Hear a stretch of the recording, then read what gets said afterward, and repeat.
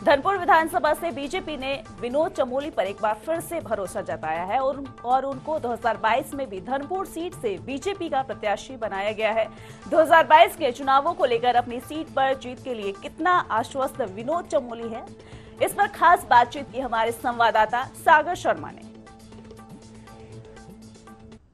उत्तराखंड में 2022 का शंखनाद हो चुका है। इस वक्त हमारे साथ विनोद चमोली मौजूद हैं। पार्टी ने एक बार फिर से भरोसा जताया है, धर्मपुर विधानसभा से उनको टिकट मिला है। सीधे बात करते हैं उनसे। सर, पार्टी ने एक बार फिर से भरोसा जताया है, इस बार इस योद्धा की कितनी तैयारी है? देखिए, पहले तो मैं अपनी पार्टी का आभारी हूं, क्योंकि लगातार उनका आशीर्वाद मुझे मिलता रहा है और उन्होंने मुझ पर, मेरी पार्टी को भरोसा है, पहले से ही है। आज जो चुनाव हो रहा है पूरे उत्तराखंड के अंदर, आप देख रहे होंगे कि भारतीय जनता पार्टी की लहर चल रही है इस समय, क्योंकि कोई विकल्प लोगों को दिखाई नहीं पड़ता है। निश्चित तौर पर मेरी विधानसभा भी उसी में आती है। पिछले 5 साल से जिस तरह से उस विधानसभा में मैंने काम किए हैं, मेरी सक्रियता रही है, लोगों से मेरा संपर्क रहा है, संवाद रहा है, उसका परिणाम है कि चुनाव मुझे पहले से आसान नजर आ रहा है। बहुत सारे ऐसे काम हुए जो लंबित पड़े हुए थे, बड़े काम थे। कुछ योजनागत निर्णय मेरे द्वारा लिए गए जिसका लाभ क्षेत्र को मिल रहा है। जो वार्डों के अंदर निरंतर 5 साल तक काम चलते रहे, उसका भी लाभ मिल रहा है। बहुत सारा क्षेत्र ऐसा था जो पहले ग्रामीण क्षेत्र हुआ करता था, उसको मेरे द्वारा नगर निगम में सम्मिलित करके वहाँ पर जो शहरी सुविधाएं हैं वो देने का काम हम लोगों ने किया है। और 10 साल तक इन क्षेत्रों को करमुक्त रखने का काम भी हम लोगों ने किया है। एक बड़ा काम हम लोगों ने और कर रहे हैं, जो क्लेमेंट टाउन एरिया है, मेरे यहाँ कैंट एरिया भी है, वहाँ पर हम लोगों ने पेयजल की व्यवस्था की है। और साथ में जब मैं मेयर रहा तो शहर के अंदर जो भी सेवारत हमारे जो सोल्जर्स हैं, ये जो रिटायर्ड सोल्जर्स हैं, इन सबको हमने हाउस टैक्स में एग्जम्पशन दिया है। तो वही प्रक्रिया मैंने भी क्लेमेंट टाउन में भी चालू की है। ये काफी अच्छी चीज सर आपने बोली कि जब आप मेयर रहे और सैनिकों को लेकर ये सब चीजें हुई हैं। लेकिन अभी की अगर हम बात करें, अगर 2022 की अगर हम बात करें, 2022 अगर आप जीतते हैं तो सबसे पहली चीज धर्मपुर की जनता को क्या मिलने वाली है? देखिए, एक तो बहुत सारे काम मेरे पाइपलाइन में है। 5 वार्ड नगर निगम के और 1.5 वार्ड कैंट का, जिसमें कि 584 करोड़ की लागत से सीवर का काम शुरू हो रहा है। आज का सर्वे भी चल रहा है, उसका उद्घाटन माननीय प्रधानमंत्री जी कर चुके हैं। चुनाव तुरंत बाद उस पर काम लग रहा है, कुछ क्षेत्रों में काम शुरू भी हुआ है। तो एक तो ये बहुत बड़ी योजना है, क्योंकि घर घर सीवर से जुड़ेगा, पेयजल की व्यवस्था भी उसमें रखी गई है। और जो ड्रेनेज एक बड़ी समस्या है, उसका भी समाधान इन वार्डों में किया जाएगा। फिर सड़क के निर्माण के साथ साथ 5 साल तो उसका मेंटेनेंस भी है। तो मैं समझता हूँ कि इन 6.5 वार्डों के लिए वरदान स्वरूप साबित होने वाला है।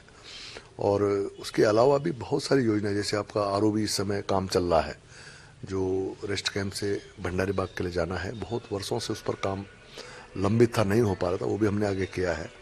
बाईपास का हमारा काम चल रहा है इस समय। इसी तरह से मेवाला क्लस्टर में भी 72 करोड़ की लागत से पेयजल का कार्य वहाँ पर चल रहा है। बहुत सारे मुख्यमंत्री घोषणाओं में हमारे सारे काम हैं। इस वक्त सबसे बड़ा मुद्दा जो है वो बेरोजगारी है। उत्तराखंड की अगर हम बात करें, आंकड़ों की अगर हम तस्दीक देखें तो सबसे बड़ा मुद्दा उत्तराखंड में बीते कुछ दिनों में लगातार बेरोजगारी बढ़ी है। उसको लेकर आपका क्या विशेष तौर पर फोकस रहेगा युवाओं को लेकर? देखिए, बेरोजगारी निश्चित तौर पर ये हर दौर की एक समस्या है, ऐसा नहीं आज है, और हर समय ये मुद्दा रहता है। हमारा प्रयास रहता है कि हम लोगों को रोजगार दें, लेकिन हमको ये भी समझना होगा कि रोजगार मात्र सरकारी नौकरी नहीं है। सरकारी नौकरी रोजगार का एक साधन तो हो सकता है, लेकिन सरकारी नौकरी ही रोजगार है, इस माइंडसेट से बाहर आना पड़ेगा। और हमने देखा भी विधानसभा के अंदर, जो लास्ट हमारी विधानसभा हुई थी, बड़ी लंबी चौड़ी इस पर चर्चा हुई है। तो 10.5 लाख लोगों को हम लोगों ने उत्तराखंड में रोजगार दिया है। 10.5 लाख, आप कल्पना कर सकते हैं। और इस पर बहस इस बात पर होती रही कि आंकड़ा 8.5 है या 10.5 है। कांग्रेस को नकार नहीं पाई। कांग्रेस सिर्फ आंकड़ों की बात करती रही कि आप पिछली विधानसभा में 8.5 लोगों को ब्यौरा दिया गया था, आप 10.5 का आप ब्यौरा दे रहे हैं। इस बात पर उलझ कर रह गई। और आज परिस्थिति सबके सामने देखिए, ऐसा नहीं कि कांग्रेस कोई पहली बार मैदान में है हमारे सामने। कांग्रेस ने तो ये कह दिया है कि 40,000 5 लाख परिवार कैसे करेगी बीजेपी? देखिए, ऐसा है, कांग्रेस इस समय बड़ी हताशा की स्थिति में है। और जो हाल केजरीवाल का, वही हाल हरीश रावत का है कि किसी भी तरह से एन केन प्रकरण, झूठ सच बोल के मैं किस तरह से सत्ता में आ जाऊं, ये दोनों के दोनों उस चक्कर में उलझे हुए हैं। लेकिन जो व्यवहारिक बात है, हरीश रावत जी को भी सरकार चलाने का मौका मिला था। कांग्रेस ने भी पिछले 5 साल सरकार चलाई हमसे पहले, कितने लोगों को रोजगार उन्होंने दिया? अपने आंकड़े तो सामने रखेंगे ना। अगर वो सरकार नहीं चलाए होते तो एक बार कैसे तो हो सकता है वो कुछ मिरेकल कर दें, कुछ ऐसा कुछ कर दें कि बहुत कुछ हो सकता है। लेकिन उन्होंने भी सरकार चलाई है, उस सरकार को भी उत्तराखंड की जनता ने देखा है। तो जो बेरोजगारी का मुद्दा है उनको ये भी स्पष्ट करना पड़ेगा कि अपनी सरकार में कितने लोगों को रोजगार दे पाए, पहले उसका आंकड़ा सामने रखें।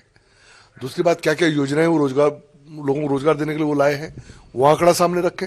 और उसके अलावा जो कांग्रेस शासित प्रदेश है वहां पर बेरोजगारी की दर की क्या स्थिति है, आप जरा राजस्थान की हालत देख लीजिए, पंजाब की हालत देख लीजिए, देश में सबसे अधिक बेरोजगारी इन क्षेत्रों में है।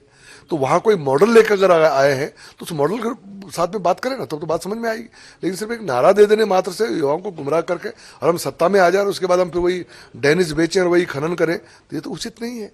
अग्रवाल तो कह रहे हैं धर्मपुर सीट उनकी है, आप क्या कहेंगे?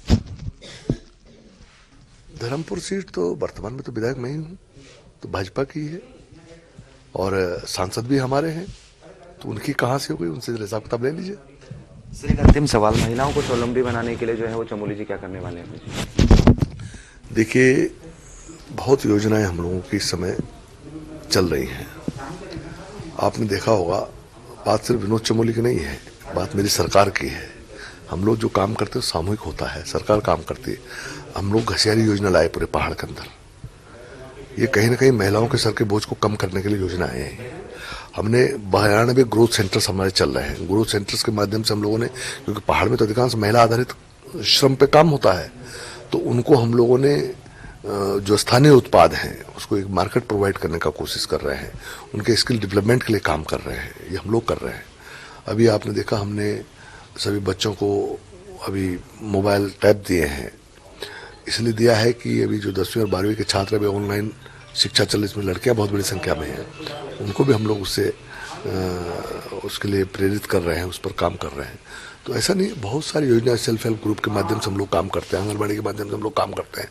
तो महिलाओं का जहाँ तक प्रश्न है, तो महिलाएं तो भारतीय जनता पार्टी के जो नीतियों के केंद्र में रहती हैं। आपने देखा, अभी भी अगर टिकटों की हम बात करें तो 9 लोगों को हमने टिकट दिया है, कांग्रेस में 3-4 को दिया, तो उनसे लगभग दुगने हमने महिलाओं को टिकट दिया है।